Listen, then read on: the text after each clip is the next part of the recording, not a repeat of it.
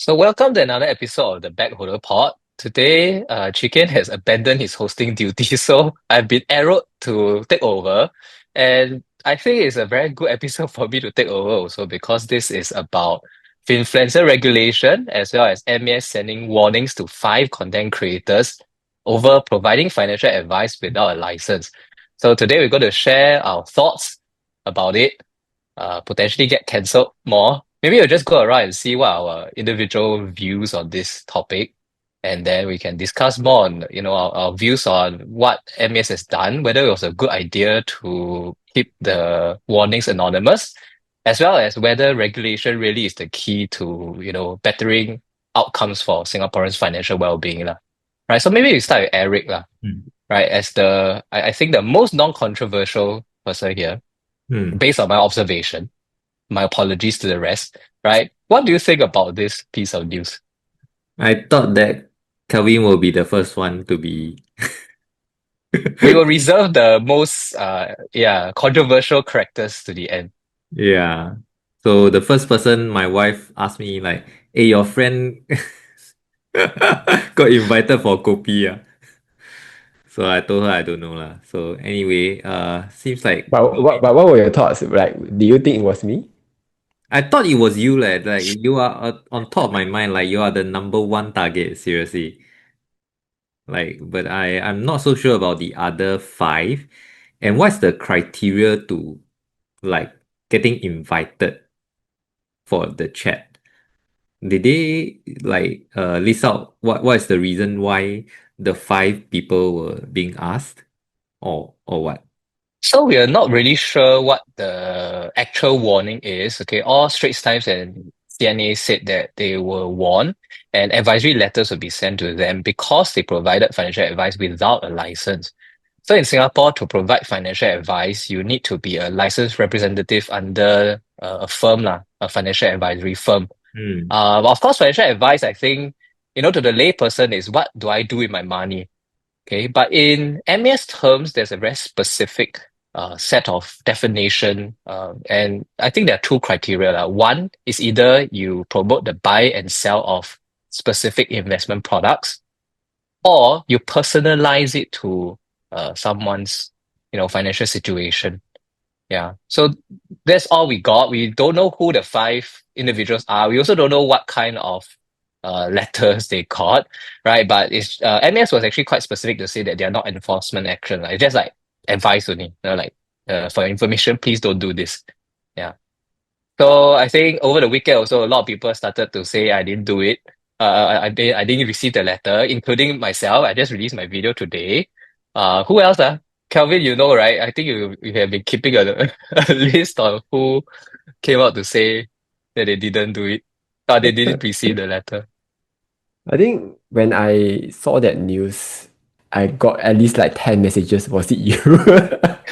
But there was one guy who like, okay, I know it's not you, but I have an idea who those people were. So I don't know, because if I were to kena, people their first thoughts would be, okay, it would be because of the chocolate finance situation, ma. If so, Seth and I will kena together. But that actually it was settled quite a while ago, right? So Seth pointed out in his video that the MS looked into it. It was settled back then already. So after that, there were two more events that came up. First was the Octa FX thing. Then the second one was the tokenized exchange. So my guess is this group of people that kena. Just my thoughts lah. Or because Straits Times say that MAS to warn influencers who to get the letter ma. So to warn, does it mean that MAS have not sent out yet? So maybe Seth today haven't kena. Maybe haven't So kena. there's language in the report that say they have been warned. They have been Yeah. informed lah. So they have been informed and then they will be, I think, sent official letters to uh to document it. Yeah. So Bunti, what do you think of the news? Like what was your first impression? Do you also think it was Kelvin?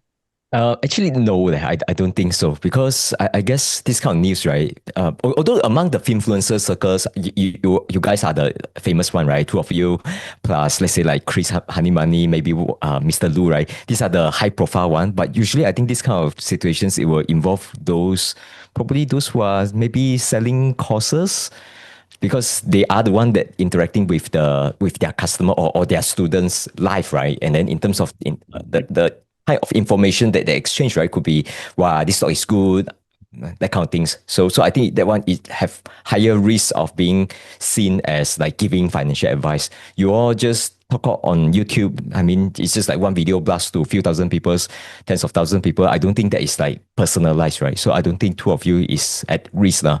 But I think my take on this topic is that I'm quite interested to know who are those that being warned. And then specifically, I wanted to know what kind of actions or what kind of things that they did, right, that caused them receiving this letter or this warning. Because by observing like what kind of actions led to being warned, we can know that where's the boundary, right? What can be done and what cannot be done. Let's say you all, like promoting certain platforms and then you all gonna warn. That means everyone now cannot promote all these platforms already, right? Then that one really will shape how the activities around, let's say, all this finance content. But without knowing who's are the people's gonna warn, then it's very hard for us to know what cannot be done or what have to be stopped now, right? So I'm still waiting. Like, hopefully, there's more disclosure around this, then we can then see what is the real impact. Right? As of now, it's kind of like it's as if like nothing has changed since this news came out. So that's my take. Actually, do you all agree with the way it was handled? Like, should they have named the five individuals or kept it anonymous like they have? If they don't name, at least they provide some examples, right? Like, oh, I think you have read the MAS guidelines, right? Inside that, there's some examples like, oh, person A do these kind of things, and then Oh, this yeah. cannot be done, right? At least be more specific on what are the activities. Like this person promoting their own cause, for example, and cannot be done. So it's a very explicit kind of activities. If not, it's very hard. It's like, oh, don't make people feel FOMO. What does it mean, right? There are many things that we say just in generally, right? General statements, right? Can be seen as educational for certain people and can be seen as like making them FOMO, right? So it's very hard to see because I think different people takes it differently. Yeah, and I think the way they made it anonymous also kind of reminds me of the recent, was it Ian Fang, right? There was a news. Yeah, initially, they had a media gag order, so they said that a former male actor, was in trouble, and then all kinds of names popped up on Reddit, on Hardware Zone. Well, it kind of reminds me, this case reminds me of that case because all the various Finfluencers' names, including mine, was like thrown up on various posts lah. Yeah, some people were like, wow, confirm is Calvin, confirm satisfied. And I just thought it's also quite irresponsible, right? Like they say that our content is irresponsible and careless, and then yet they are like just spreading unverified information as fact. Yeah, so I just thought that the anonymous part was a bit, had this effect lah. Yeah. So maybe some examples I think would be good. Two of you, let's say if you really get the letter, will you be surprised? Like, will you be shocked? Why? How come? Need to call your lawyer already. For me, actually, I wouldn't be surprised. I mean, I know I've done wrong stuff before, right? It's not my first rodeo. Chocolate finance wasn't my first rodeo. I've like thought about crypto platforms in the past, but back then, maybe you can say it's an excuse. Back then, I was just sharing. I wasn't thinking about like, okay, what were the impact of sharing all these kind of things. So after I knew the impact, I've like stopped all this crypto stuff altogether, and make only talk about the more general personal finance kind of thing. I even stopped sharing my portfolio because I scared people nowadays like, oh, because Kevin do it, so I can do it. Right? So then people say, oh, because you never share, so you are not transparent anymore. Then other influencers come and say, I'm more transparent than this. This is the way you should do things. So like there's a lot of different views on this kind of stuff, right? So I think on the naming part, I think it's very dangerous to name names. So because this actually can be weaponized. Like, okay, oh, Kevin today talk about market crash. I feel FOMO leh. Maybe I should go and report him today. Or maybe Mr. Lu say, I buy S&P. Hey, I feel FOMO again. Eh. Maybe I should report him. Like that, might as well close down the whole content creation space already lah. So I don't know. I feel yeah, but I feel like what Bundy said, like, the example part, it needs to be clearer because we also need to know what can we do, what can't we do, ma. So it makes our job easier in a way also lah. I would be quite surprised if the latest warning was directed at me, lah, because as I mentioned in my video, back in April, Parliament already discussed and MAS already said that they have handled all the complaints with no further issues. So at that time I wasn't warned. So if now you come and warn me again, it's a bit strange lah. Because truthfully, my content actually focuses a lot on credit cards and savings accounts, which are outside of the FAA. They are not. Yeah, you don't need to be regulated to talk about these products. Yeah, so I'll be surprised if I got a letter lah. But in any case, this is also like a advisory note, right? MAS has clarified it's not enforcement action. So it's basically like an email telling you, hey, don't do this lah, right? But yet, I think what I found quite interesting was the amount of gloating and that happened across forums lah. So people don't like us very much, don't like influencers very much. At least a certain segment of people lah.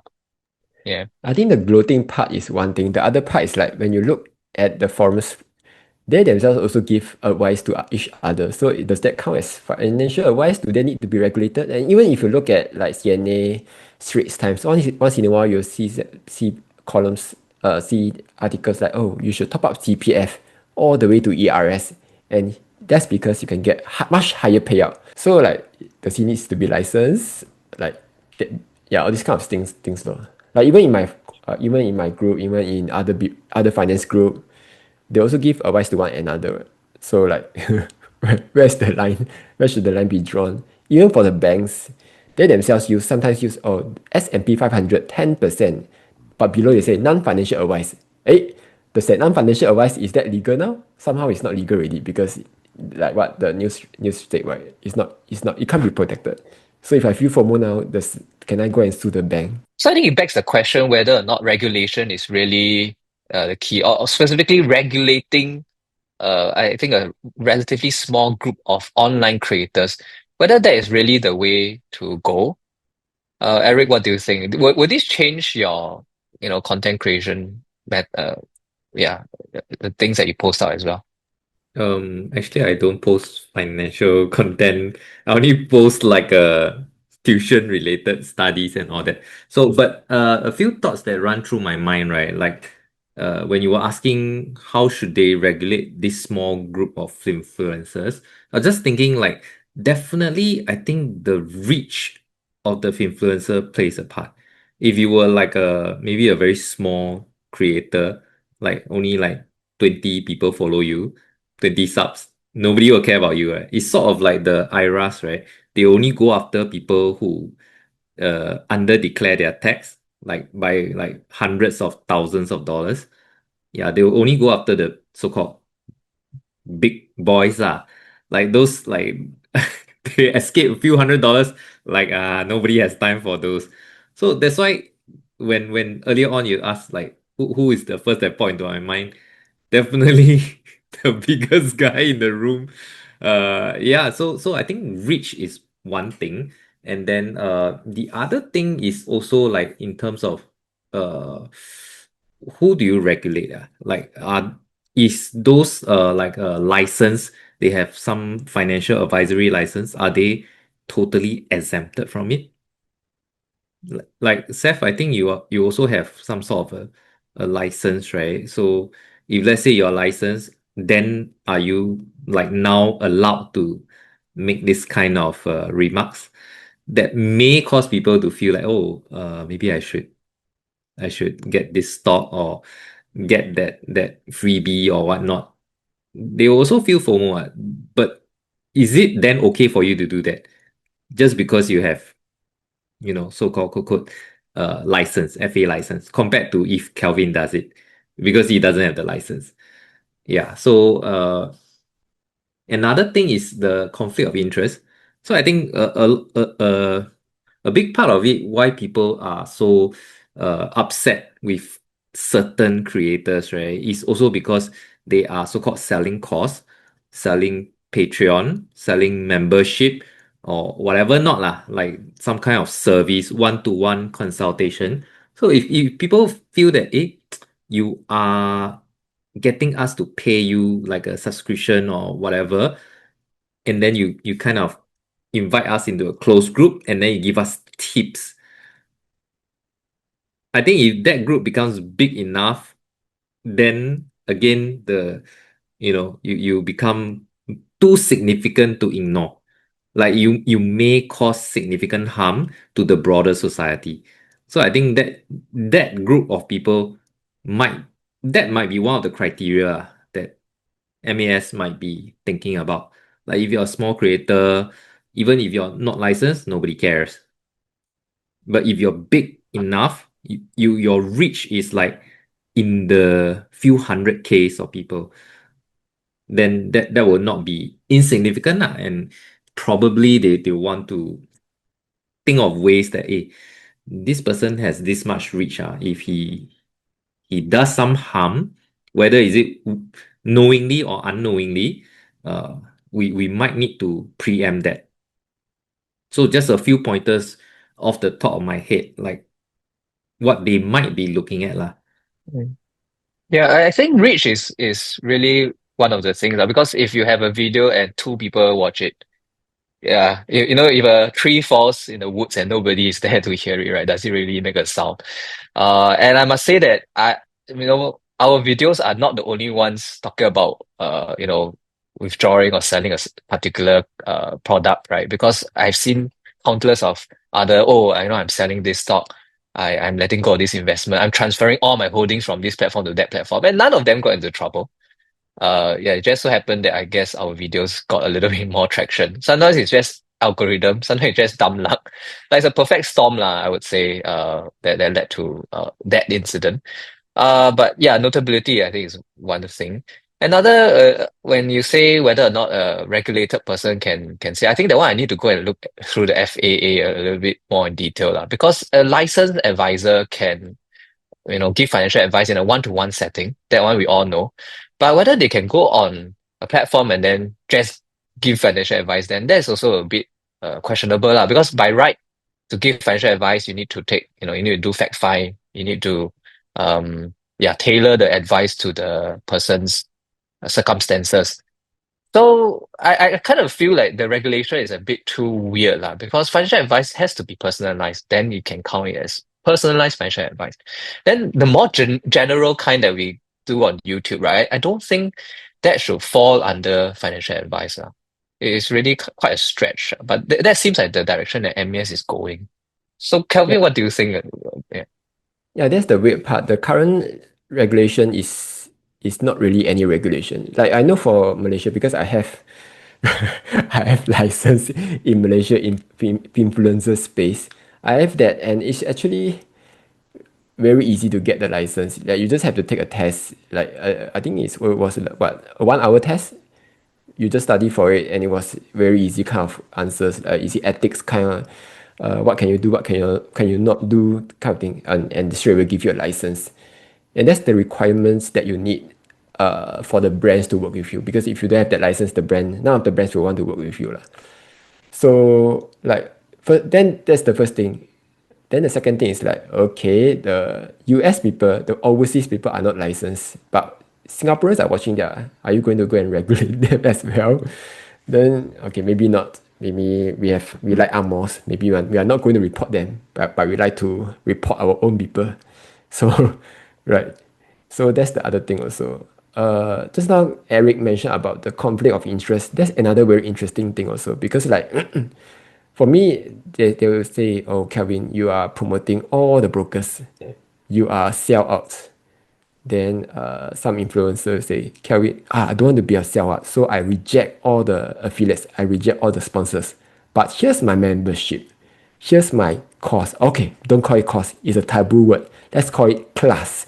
I call it investment class. Let me teach you about investing, how to be a better investor, which is still a course lah. So like, is there truly no conflict of interest at all? Like, do you earn from your viewers or do you earn from the brands? Like either way, you still have to earn, right? Or if not, this can't be a full-time job lah. Like what some overseas, like the plain bagel, they are doing. So they have a full-time job, then they do a YouTube as a part-time. So there's definitely no conflict of interest. But even so, you will have some sort of bias in your investment style, right? Yeah, so I don't know. Sorry, I don't get that. So you are saying that those who sell course cannot. Then what membership is it like you're saying we can or cannot do? So what are the things that you actually think that okay, all influencer should be allowed to do, and what are the stuff that they should not be allowed to do because of conflict of interest? Yeah, actually, I feel there's a lot of ways to look at it, right? It's not a straight line that say you cannot do is to sell out or what. So for example, I can say affiliate, I'm not earning from you, I'm earning from the brand. That gives me the financial capability to not teach you, to share stuff for free. Then on the other hand, for membership, oh, you are earning from them. You are like what I say lah. So maybe it's a big group enough that can cause harm or something like that. So I don't know. I don't know where's the line lah. But there should be some sort of like freedom to choose, right? Say, for example, if okay, someone is selling a course and then a student just willingly pay for the course, I think that one is quite similar to Eric's students, the parents that send their kids to Eric, right? It's like, wow, suddenly Eric said, I don't want to accept you as my student. The parent panic, you know, panic. Right? So they're like, wow, take my money, take my money. I think Eric got that all the time. So I think it's like, as long as there's willing buyer and seller, and then as long as the student benefits, right, they should be okay, right? Which is same for membership as well. So some of the viewers, they just want to support the creators, right? And then they willingly join the membership, pay for the membership, and sometimes even give to their creators, right? So as a form of support, so I think that one should be all allowed, right?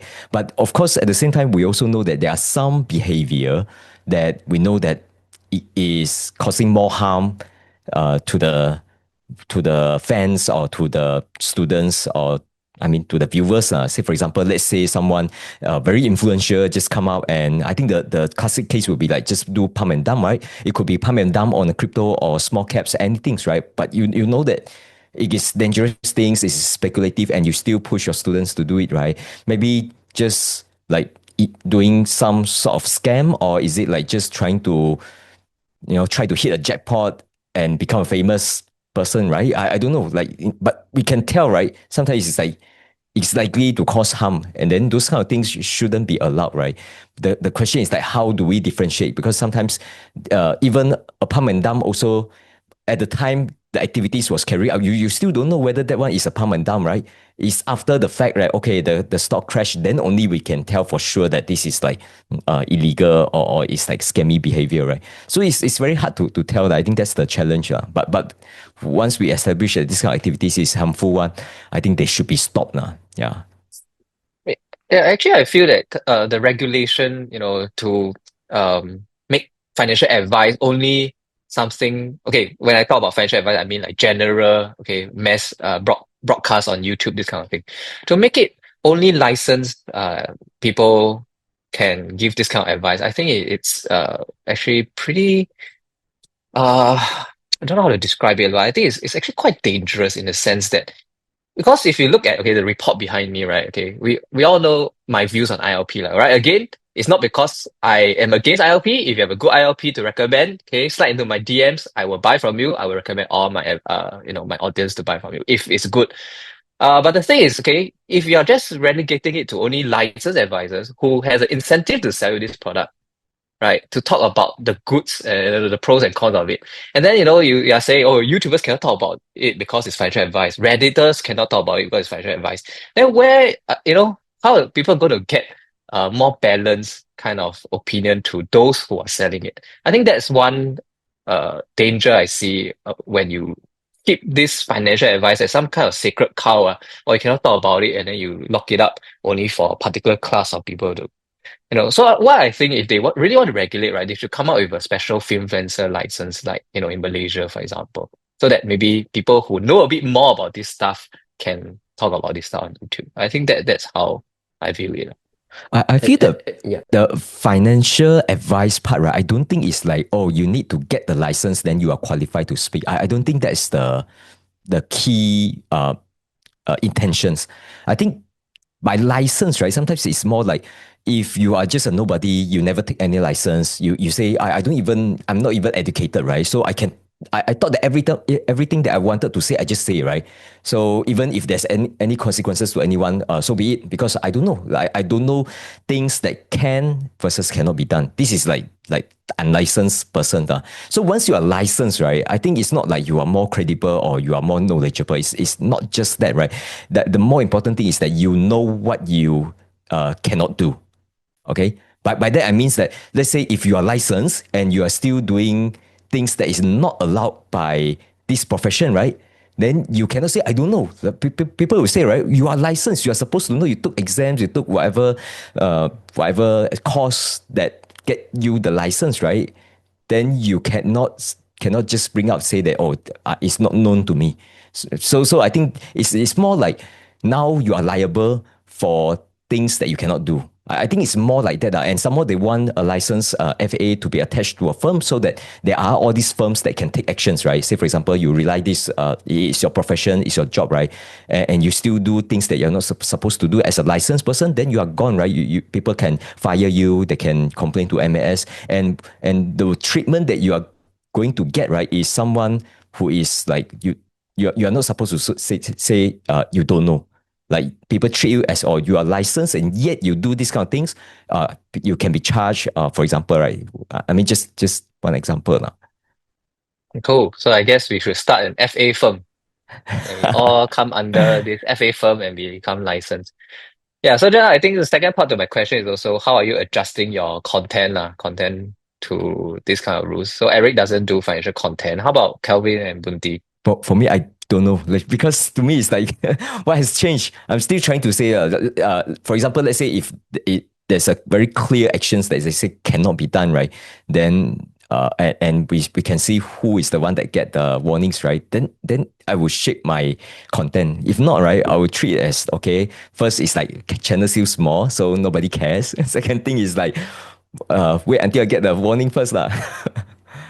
But I'm small lah. Nobody cares about my opinions lah. So back to Yeah, but Kelvin. I care about your opinion. I think for me, all along I've been giving opinion that I feel are balanced lah. Okay. So like I say, I even for S&P, I say okay S&P, but here's the risk. So and even though they say not financial advice is it can't protect you, I've never tried to hide behind that thing lah. So because I felt that the wheels are balanced enough. But again, if it doesn't suit your investment criteria, even S&P something that is supposedly that is safe may not be safe for you ma. So even if all this disclaimer, if all this regulation, if it doesn't apply to you, then you are still going to kena all this kind of stuff, then lose money, then come and blame people. But I think the bigger problem is even if you are regulated, it does not really solve the problem. Like what Seth say, right? Even right now the ILP is all-time high, and that's not the problem. The problem is the complaints are also at all-time high. So like even people who are licensed, they are mis-selling.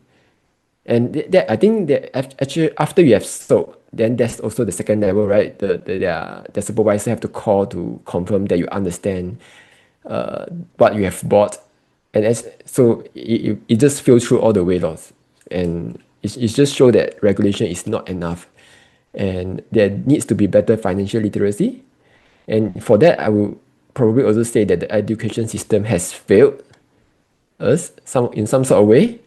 They drag in the MOE, not in a bad way. I mean like Not everything can say education fail.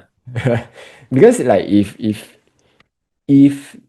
right from the start, since they are young, we teach them about financial literacy, the whole influencer space actually is quite useless already because there's no gap. Right now, there's the gap. So that's why a lot of influencers come in and they do the job that the education should have done. I don't know. Yeah, I think it's really strange, like actually, that the more I think about it, the more I think it's strange because a lot of things when you want to act on it, right? When you want to buy a financial product, you have to go through a licensed entity or representative, right? So let's say you see a YouTuber say, "Oh, buy this and that."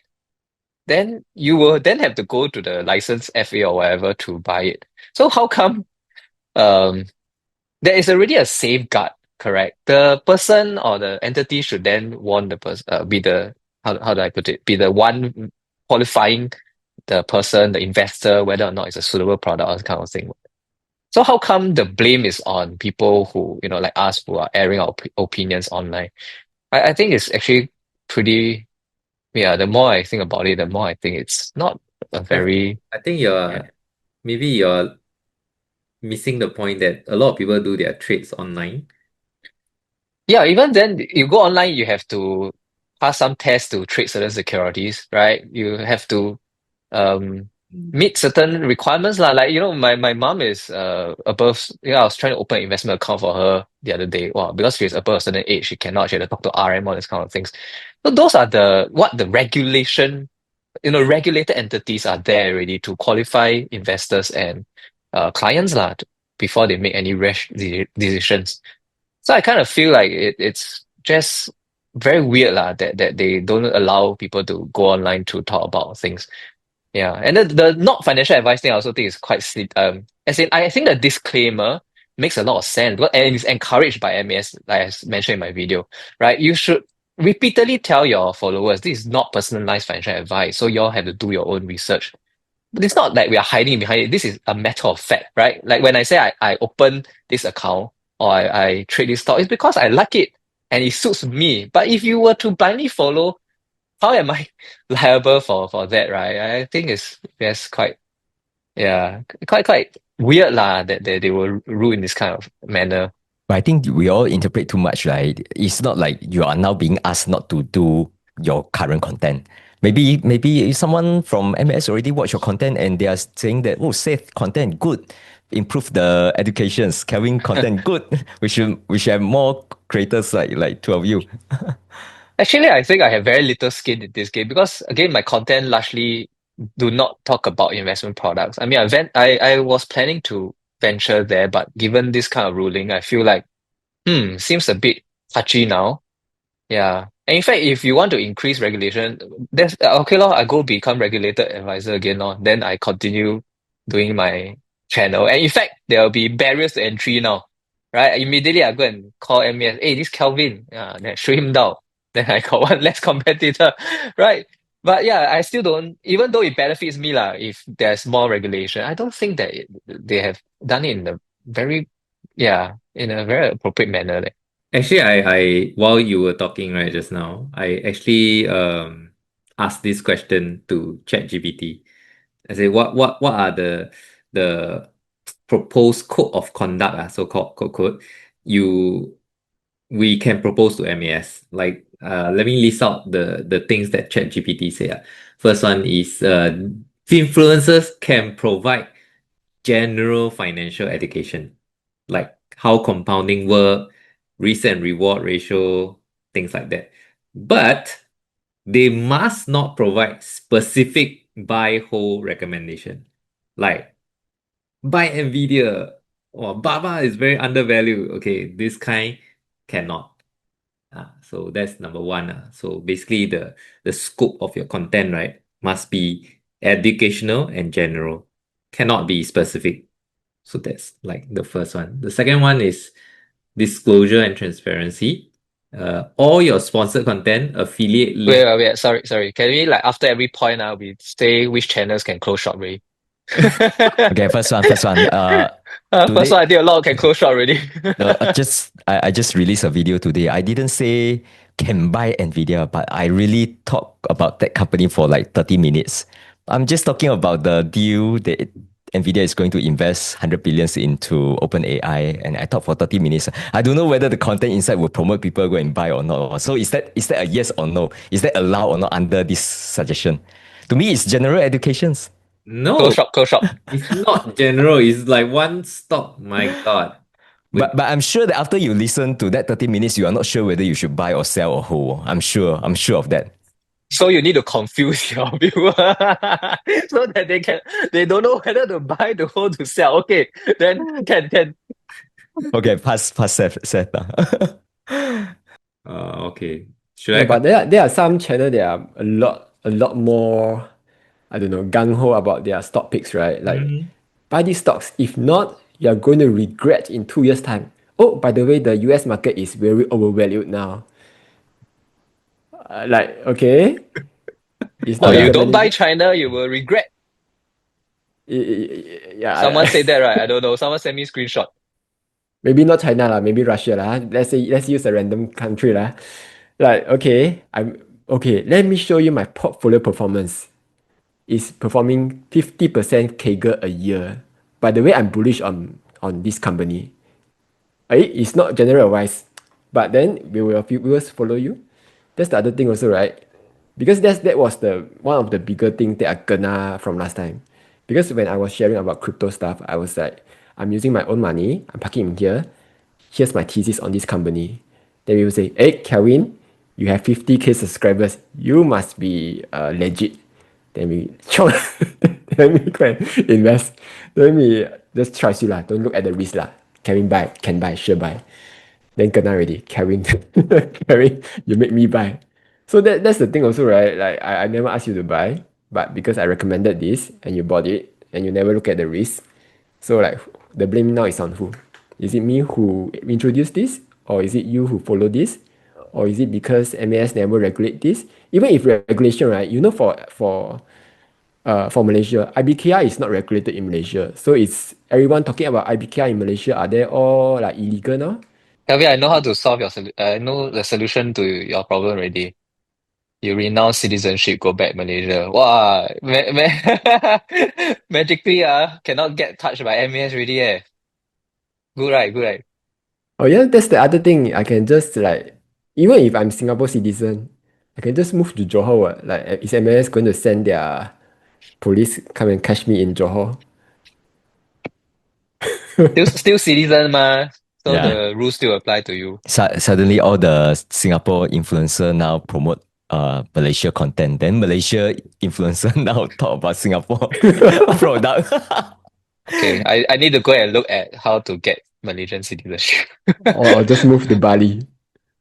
Yeah, but I mean, even you're a citizen, you go overseas, you commit crime, they can still come after you. Okay, anyway, sorry, Eric, point two. Point two is the transparency thing, lor. So if you take any affiliates, paid sponsorship, you need to disclose it clear and upfront. Yeah. So this is the second recommendation. I think you guys do disclose it, right? Like you say that, oh, I earn a small fee when you click on the link. It doesn't cost you anything, but treat it as supporting the channel, something like that. So I think Yeah. you guys do it already. Number I think three, that one bo pian, because if you don't state right, you will lose track. I mean, it's very obvious lah when you promote a certain thing or you write a sponsor article. It's very obvious that Yeah, that's money the is involved. bare minimum lah, bare minimum. bare minimum, Mm. yeah. Then number three is accuracy and integrity. Do not make false, exaggerated, or misleading claims. Avoid sensationalist promises. Ah, Decent bunti kena already. yeah, 100x. My video, no FOMO one, okay? No FOMO. Not like you all. So all the videos that do well, right? All the videos that viral, right? Cannot pass this already. Because Why? it's like too much sensation already. Even this video is too sensationalized because it's like, okay, we try to make it viral, try to make more people to watch, right? YouTube But too then good also kena, okay? YouTube thumbnail. We have to ban the shock face. You cannot do this. No, but the thing about YouTube, clickbait, not even clickbait, okay? Clickbait by right, it has to be misleading, right? You click in and actually it's something else. For example, it's like, oh, you put yourself in bandage, but actually you're not injured. But the thing is, okay, when I was really in A&E, I put bandage, then some people say, hey, clickbait.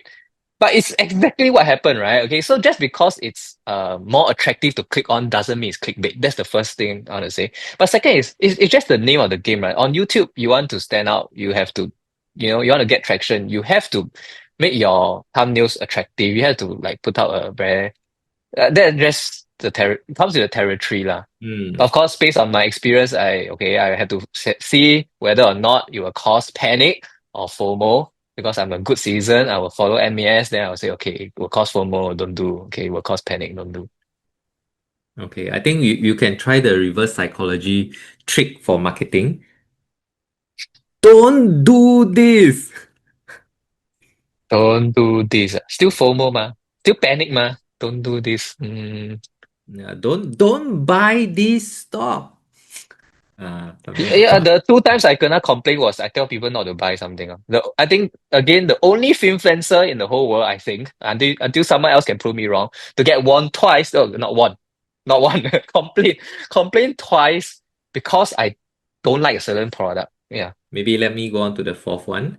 Influencers may not promote complex or high risk financial products like derivatives, leverage product, unregulated crypto tokens. I think this one sounds pretty fair lah. Like those very high risk, involve margin, leverage, all that. Yeah, the shit coins maybe, crypto shit coins. Yeah, so this one I think is quite okay. I don't do that lah, but I feel like you should let YouTubers talk about it. Like let's say I just really like to go big or go home kind, and I just like to share my journey. I don't know why it's not allowed lah. I mean, of course, you just have like wall of text lah, all kind of disclaimers, like really you follow, you lose money. But I don't know. I feel like it's really it's a freedom of speech issue, I feel like. And you're also taking a lot of agency away from people who like to watch this kind of content and want to follow, right? There are people who know the risk and go all in. And just to protect us, maybe I don't know how big this group is, or people who really listen to everything they see online and then they follow suit. Yeah, I don't think it should be disallowed now. Yeah, in that sense, CPF is also a complex product. You need you have you seen how many articles there are on CPF and still people don't understand how CPF works? Like, CPF, I'm not okay, involved. I run away. just a joke. Just going to clarify. Yeah, but complex product, I feel is still okay. Like it's more like I don't know. Is crypto considered complex product? Crypto is high risk product, High but risk. still some banks, some people do talk about it. Even I will argue stocks is complex product. The company itself, the structure itself is complex. The business themselves, like Baba, do you know how complex Baba is? Some airlines company also. You know how many department, how many subsidiaries they have, over how many countries. We should get viewers to fill up quiz, take tests before they can watch certain videos. I think Singapore like to do this kind of customer knowledge assessment. We change to viewer knowledge assessment. Wow. Actually, that wouldn't work also already. Like nowadays, I get CK, right? I just copy paste into the chat GPT to answer for me. I have no time to go through this. I just do for me. I have a lot to say about this because it's it's like let's say I like to review food then I always review fast food all kind of things. Also bad for health, right? But it should be a yeah freedom to do it. Like I don't like ILP, but I don't believe ILP should be banned. ILP, companies should be able to design the products to maximize the profit. But as long as it's not an outright scam, right? They can go and sell. It's a bad value product. But yeah, we shouldn't, some people just want, I really want to buy ILP because I don't want robo or kind of thing. Okay, anyway, sorry. Okay, next one is on audience protection. No targeting on minor or vulnerable groups. I think they are referring probably to the retirees. They don't have much financial literacy. Yeah, so they don't want you to target these people lah. Like they just got their CPF monies and then you're like, hey, wow, this is going to 3x your money, like things like that. So don't target those people. Then the next one is competency and accuracy education. Influencers need to complete a basic financial module. So that they are smarter lah. So that's number 6. Complaint and enforcement mechanism to provide a channel so that audience can file complaints if they found that it's misleading, sensationalist, whatever lah, that goes against any of the previous guidelines. So people can complain like, report Kelvin talk about crypto again. Something like that. Then they can come and enforce something, issue warnings, fines, whatever. Then the last one, right, they say was platform responsibility. need to implement tools for tagging, like hashtag ad, hashtag sponsored. It's basically like censorship lah. Basically, the last point. Yeah, so regulators can request YouTube to remove misleading or non-compliant content. Government censorship. Yeah, so those were the 8 points proposed by ChatGPT. I think I don't know. What would you propose, let's say, Eric, if you are invited to Lim Copy? What would I propose? Because it doesn't affect me, I would say just whack everything. Everything enforce. You know, then I mean I I take a very different view from Seth on number 4, the high risk product restriction. So it's not stopping people from talking about it. Is it must be the correct setting. Like there's a reason why there's a accredited investor kind of products where only accredited investor, those that have sufficient financial literacy, they're allowed to partake in this high risk, high return kind of thing. Or you can ensure that they are a very small community, they are properly uh, guided lah as to what is the risk and everything. You can't do that if you are doing a YouTube video. There's no back and forth. So I think that high risk product, probably if MAS deem that is high risk, then it probably is. And then I think unless you want to appeal against it, I say no, this crypto is the best crypto I've seen in 10 years. It's not high risk. Then you can appeal lah, then you fight and then see what they say lor. I feel there should be gate kept at the transaction side of thing. Like so in my ideal world, right, the YouTuber can say, "Oh, this crypto very good, very good."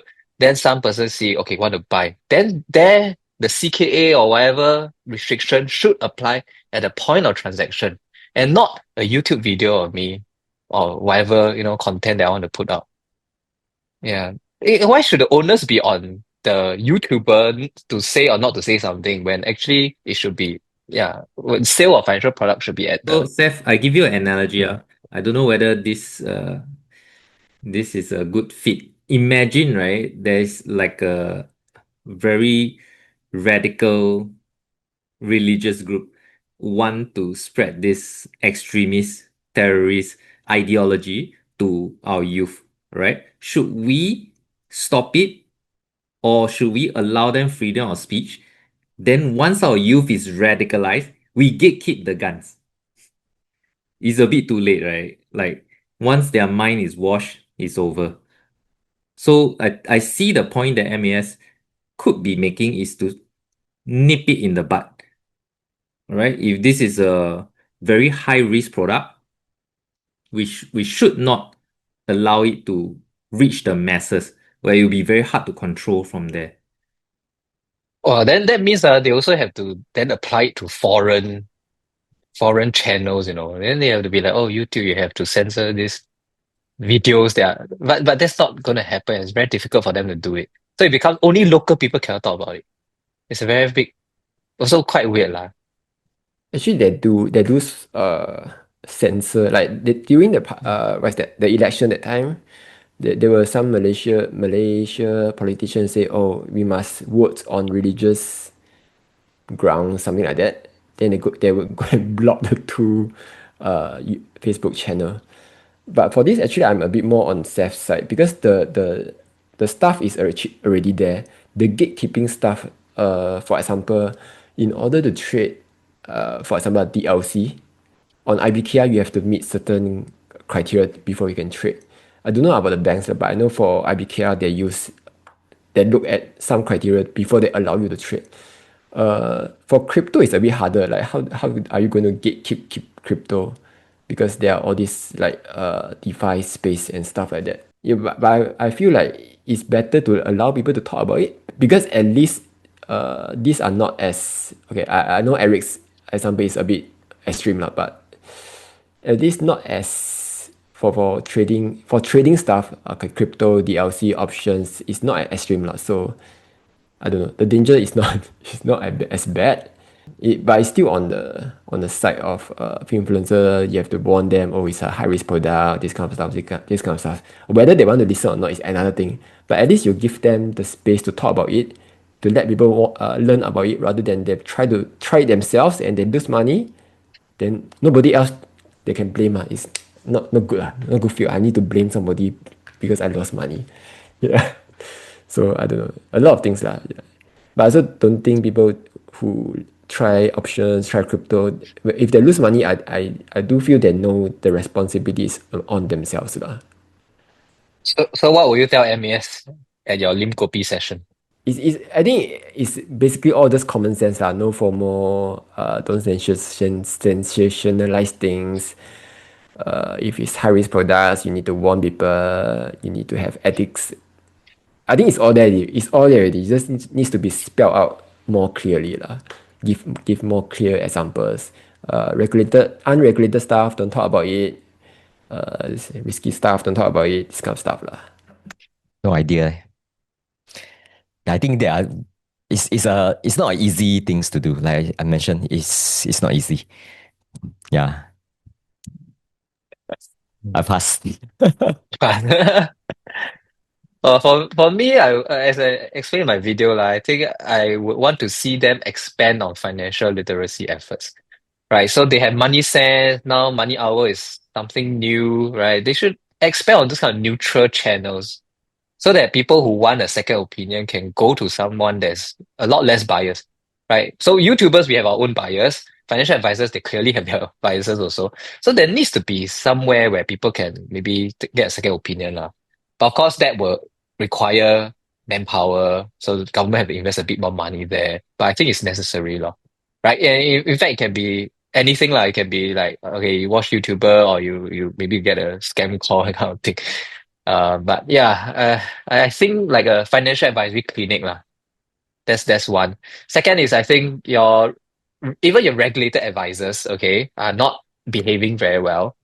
They are at best, okay, not everyone lah, but I think many of them are like just salespeople. They are commission based. They just want to sell ILP because it's easy and the commission very high. So when the regulated advisors are behaving like that, it just doesn't inspire a lot of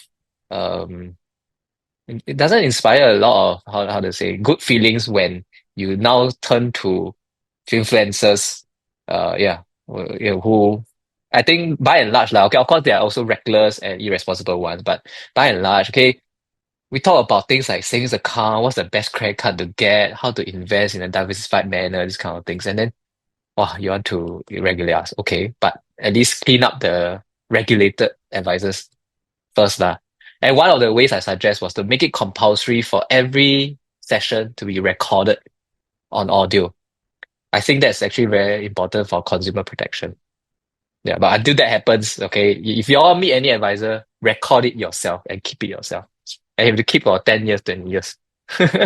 Any last words from you? Last words, huh? Hmm. Why you say until like I gonna die Okay, just from MS? I can wrap up. Okay, so those are that.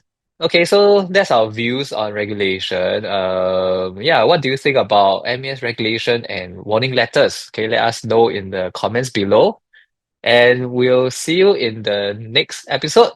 Is that going to be the next episode, guys? If you Maybe next year. Until Okay, the next crisis happens. I think I will just take over and then start my rants on this, and I rename it Seth Holder Pot. Nice. Seth Holder Pot. Not very the ring. Not very nice.